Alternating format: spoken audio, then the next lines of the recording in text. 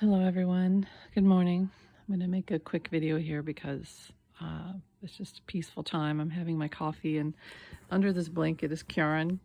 He sits with me under the blanket all night. He goes out and in, sit with mommy, get out because it's too hot, lay on the bed, lay on the floor. Right now he's laying with me under the blanket, so that's cute and yeah, peaceful. So birds are singing outside at 7:30 in the morning and gonna get ready to take our walk. And still thinking about this thing with Kristie Noem and the puppy that she killed, the puppy called Cricket. And I'm still so upset. I just cried. You know, I heard about it yesterday and it was upsetting.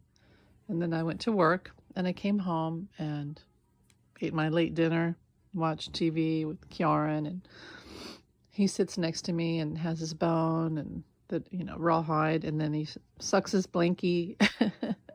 And then we get ready for bed and we go to bed. And then, I'll have ate my dinner and then just sit there, drink tea or whatever, read the news. And it hit me what she did. And all of us on Threads were posting pictures of our dogs, and it was just an overwhelming, and still in this morning, people posting pictures of their dogs and stories about how, yeah, their dog wasn't perfect when they got them, still isn't perfect, but do we go shoot them? No, we don't.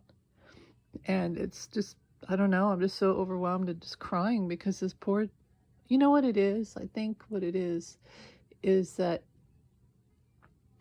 behind so many people we see in this world, there's a pet. Behind every human, and please forgive my stupid smoke alarm that's way up high and I can't make it stop beeping. Behind every human that you see or encounter on the internet, there's usually a pet. Not always, but a lot of times, yes. Or at least one story in their life of a pet who the unspeaking hero in many people's lives. And just how much love is shared, companionship, loyalty, sacrifice. This little fur human, it's almost like a fur human, right? That can't speak, who stands with us, walks with us, waits for us. When we're sick, healthy, good days, bad days. And we say they're our guardian, and they are, but we're their guardian. And for any of you, and a lot of us have had to do this, when you have a pet who gets old or they get sick, as their owner, you have to make the horrible decision to have them put down. If you're not lucky enough to have them just pass away peacefully at home, most of us have to take them to the vet and have them put down. It's a horrible thing, but we all have to do it. And when you do it, it's almost a sacred ritual. You hold them and help them pass away, and you hold them to your chest and say your goodbyes to your beloved companion. And it's a great sacrifice, but a great moment of, my cat, she scratches. I wish she wouldn't do that. Yes, not all pets are perfect, but do we shoot them? No, we don't shoot them. Oh gosh. But yeah, helping a pet pass to the other side is not fun or easy, but it is a sacred, almost a ritual of, for the love, all the love and patience that they gave to us. Our moment is to help them pass peacefully in the most humane way possible. I mean, I feel like so many pets are sent to us from the other side because of soul contracts, because God, the angels, the divine, knows we need a companion, knows we need this help, a little bit of light in this world, because it's not easy being alive in this earth, right? It's hard. It's hard. But yeah, these little unsung heroes in everybody's house, apartment, what have you. If you're homeless, you have them with you in your car, what have you. You've seen homeless people. And none of us would ever consider just shooting them, obviously. We know that they're a gift. We know that this is a gift we were given.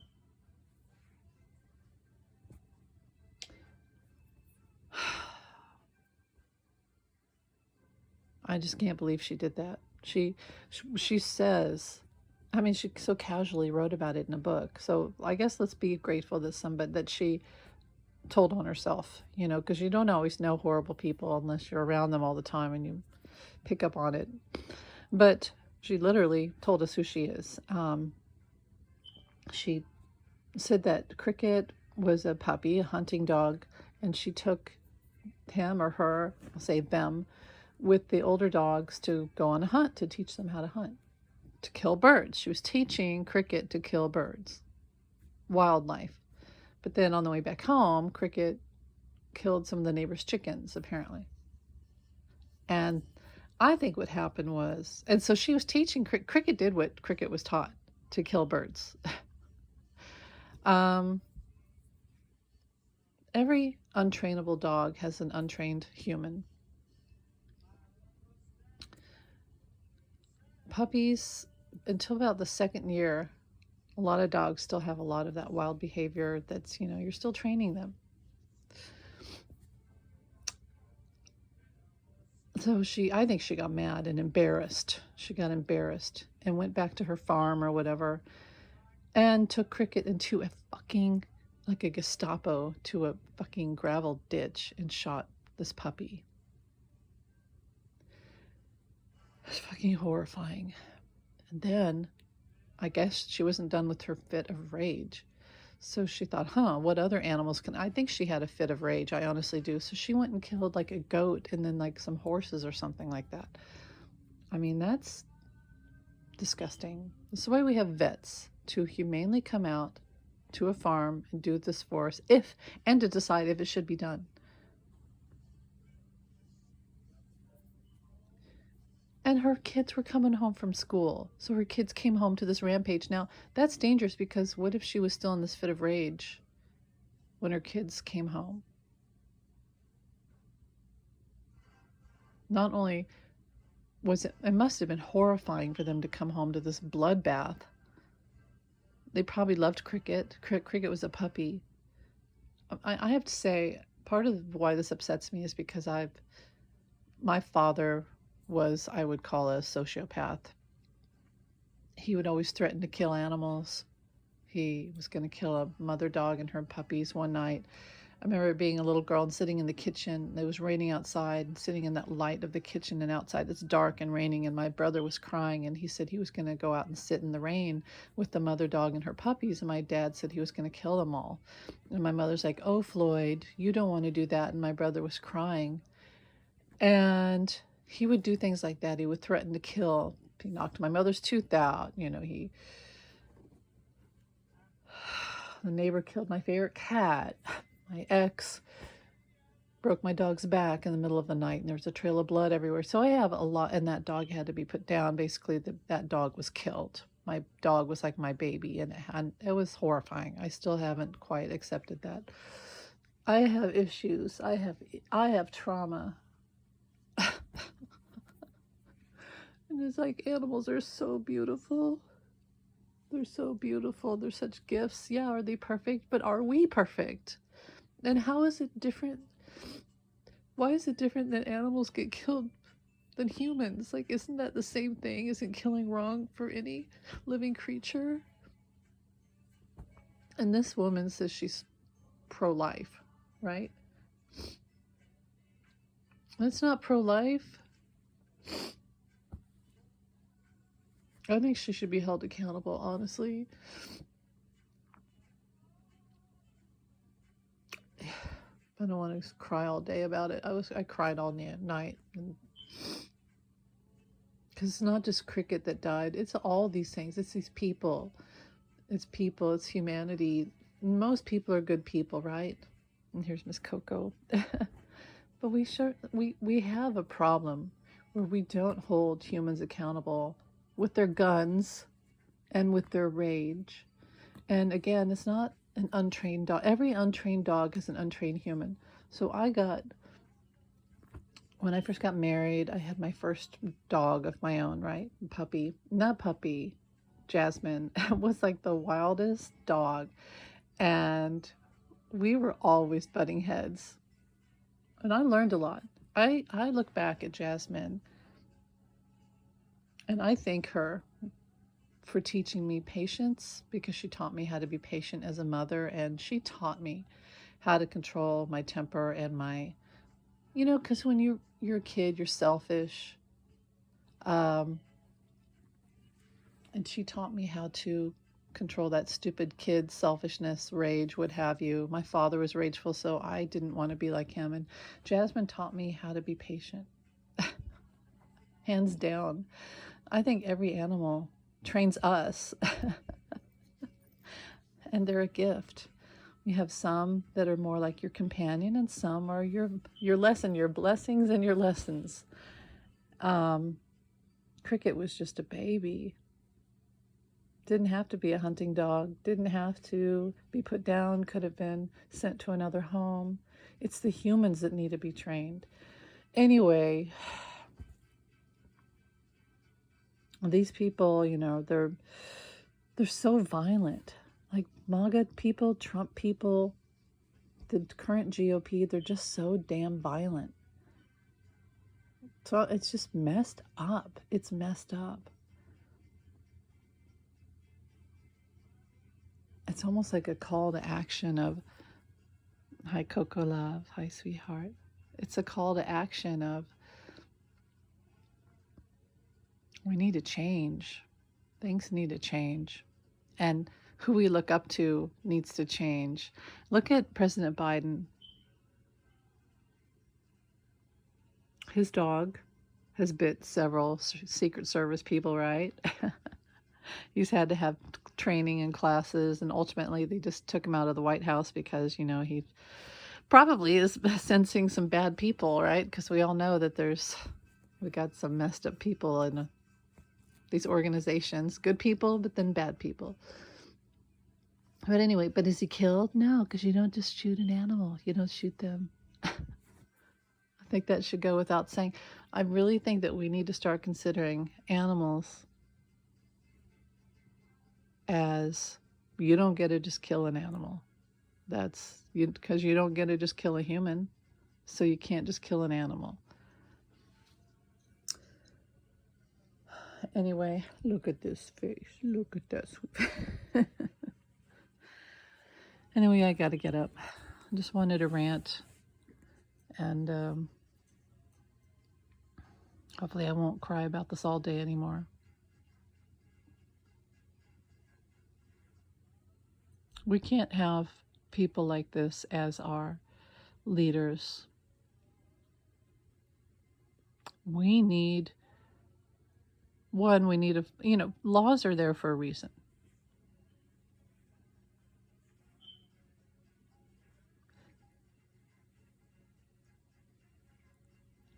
And a red flag to me is how they treat animals. It's a huge red flag. I mean, I think it's a sociopath that does that. When I had my kittens here, the neighbor girl wanted to take Coco, who you just saw, sweet Coco.